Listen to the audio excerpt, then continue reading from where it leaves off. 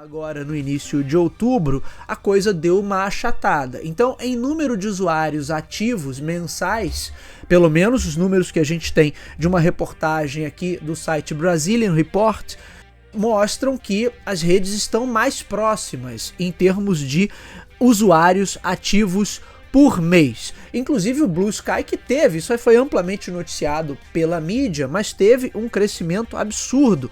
Hoje os usuários brasileiros respondem por 85% da base de usuários ativos do Blue Sky. Eram cerca de 50 mil usuários no Brasil antes do bloqueio do X, por toda aquela briga lá do Elon Musk com a justiça, e ele acabou botando o rabo entre as pernas e obviamente fazendo o que tinha que ser feito, e hoje são cerca de 7,2 milhões de usuários, de acordo com dados aqui da SimilarWeb. 85% de todos os usuários do Blue Sky estão hoje no Brasil. Mas a mesma reportagem mostra aí que após o dia 1º de outubro, a coisa deu uma desaquecida no Blue Sky. Portanto, em número de usuários ativos mensais, o X, que tinha uma média ali em torno de 5 milhões de usuários ativos mensais no Brasil, caiu um bocado, ele ficou em torno agora de 4 milhões,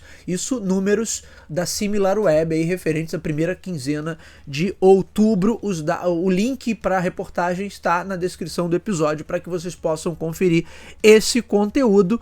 O Threads se mantém constante, mas também cresceu depois do bloqueio do X, então de 2 milhões de usuários ativos mensais saltou aqui para 3 e alguns picos de quase 4 milhões de usuários ativos mensais. E o Blue Sky, que durante o bloqueio do X chegou a ter mais de 8 milhões de usuários ativos no mês, só aqui no Brasil, deu uma queda e agora está em torno de 2 milhões de usuários ativos mensais. Ou seja, a distância entre eles, que era bem maior, agora está mais achatada. O Threads mantém ali uma constância, então de 2 milhões saltou para 3 e pouco, quase 4 milhões em alguns momentos, mas se mantém ali num ritmo constante. O Blue Sky teve aquele pico por conta do bloqueio do X, foi a primeira opção, a galera não gosta do Threads, tem uma rixa lá com o Mark Zuckerberg, e aí foi todo mundo pro Blue Sky, mas à medida em que o X volta, obviamente o Blue Sky aí entra numa depressão em termos de número de usuários ativos por mês. Obviamente que a nível global, o que aconteceu aqui no Brasil não faz a menor diferença. Peguei alguns números aqui, hoje o X tem em torno de 600 milhões de usuários ativos no mundo, números aqui de agosto de 2024. O Threads tem cerca de 200 milhões de usuários ativos no mundo. Números aqui também de agosto de 2024, vou deixar o link das pesquisas aqui dos relatórios na descrição do episódio. E o Blue Sky tá ali muito abaixo, cerca de 12,6 milhões de usuários ativos, números aqui de outubro de 2024. Então, a nível de comparação, o X ainda é uma potência muito maior, o Threads está ali no meio do caminho, e o Blue Sky seria um honroso competidor que não tem tantos usuários ali, mas de certa maneira resgata o peso da marca, porque o Blue Sky inclusive foi fundado por um dos caras que criou o Twitter lá atrás, o Jack Dorsey. Portanto, ele traz toda essa aura ali de tentar resgatar o que era o Twitter e o que era a ideia do microblogging nos seus áureos tempos ali no início da coisa toda, e não o que se tornou o X, né, uma rede onde os algoritmos potencializam ali em muitas situações o que tem de mais tóxico, o que tem de mais odioso, e que os próprios usuários, de certa maneira, fazem questão de fomentar isso. E aí uma das coisas que eu falei, inclusive no Up to Date com o Lucas, é que assim, talvez a gente tenha uma segmentação por faixa etária e por tipo de uso. Eu, por exemplo, uso essas redes, usava o Twitter antigamente apenas para consumir notícia, e migrei para o Threads desde que começou essa palhaçada toda da compra pelo Elon Musk. Eu migrei para o Threads e sou muito bem atendido no Threads. Nem fiz questão de abrir uma conta no Blue Sky.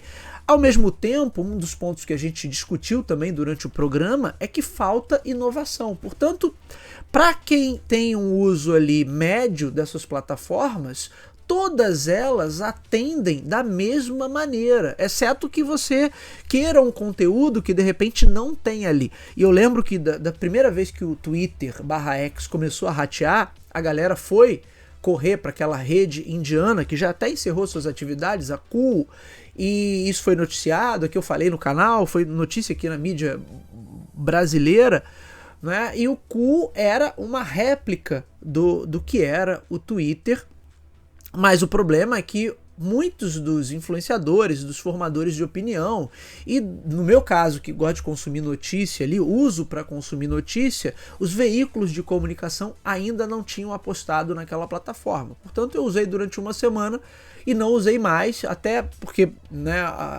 foi também aquele caso de pico e depois queda livre em número de usuários ativos. Você tem outros competidores aí, você tem o Mastodon, por exemplo, só que é um tanto quanto mais complicado de usar. Lá atrás eu cheguei a baixar e instalar o Mastodon, mas confesso que eu não tive paciência ali para aprender a usar.